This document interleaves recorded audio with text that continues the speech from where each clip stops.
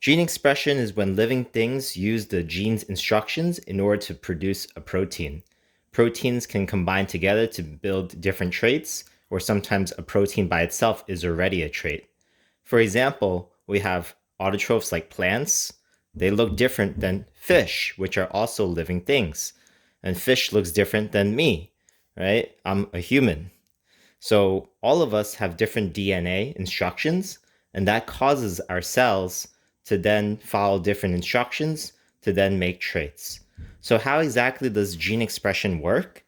Well, gene expression requires transcription, RNA processing and splicing in eukaryotic cells, which is basically most animals and plants, and finally, translation. So what exactly do these three main parts entail? In transcription, the DNA instructions have to be copied to the mRNA because we don't use all of the DNA instructions. We only use some. That's called a gene. Example, right? The fish has some genes to have the tail shape that it has. And then the plant has certain genes to have the leaf shape that it has. There's traits like skin color, right? There's traits like the size of a certain trait, like how big the fish is. There's traits like hair, so I can grow different hair because of certain genes, right? And there's also less obvious traits. For example, hemoglobin, right? So hemoglobin is what allows your red blood cells to carry oxygen.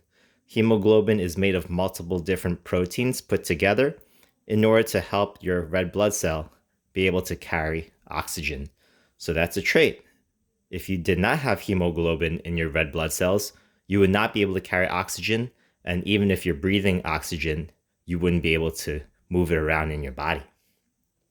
Okay, so in gene expression, the three main parts, transcription, like we just said, we have to copy the instructions that we want. In RNA processing and splicing, there's going to be some things that are removed.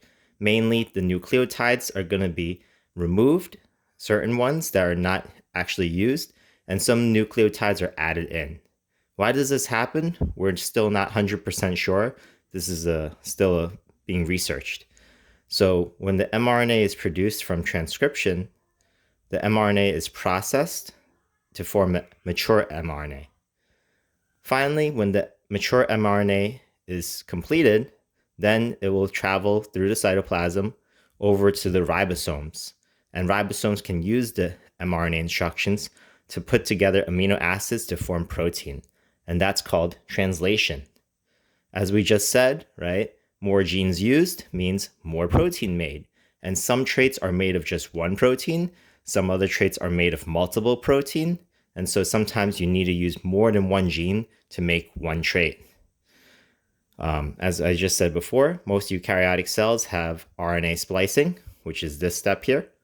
But most prokaryotic cells, they don't have this step.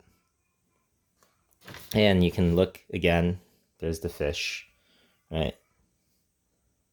There's leaf, there's the tree thing, and there's me, right? All different living things with different traits.